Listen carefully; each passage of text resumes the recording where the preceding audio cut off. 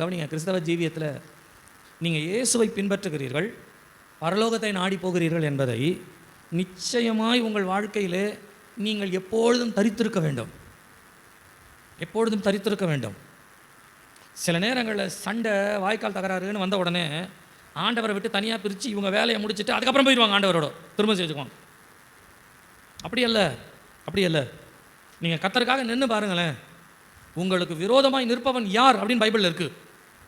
இன்றைக்கி நிற்பாங்க, நாளைக்கு நிற்பாங்க. ஏன் கர்த்தர் விரோதத்தை வச்சுட்டே இருக்காரு அப்படின்னு நீங்கள் நினைக்கிறீங்க? ஆண்டவர் ஏன் வச்சிருக்காருன்னா, சில இடங்களில் நம்ம சரியான ஜெயத்தை பெறணுன்றதுக்காக வெயிட் பண்ணுறாரு, வேற ஒன்றும் கிடையாது. நமக்காக வெயிட் பண்ணுறாரு.